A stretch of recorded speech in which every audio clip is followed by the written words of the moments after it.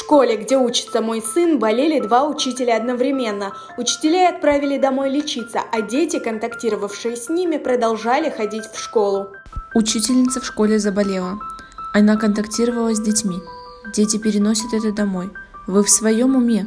Мои коллеги, которые не снимали маски, очень тяжело болеют. Спасите учителей! Учителя в первую очередь болеют. Кто потом ваших детей учить будет? Бессовестные, пустословы. Закройте школы, учителя болеют массово, а те, кто в строю, работают в 2 смены.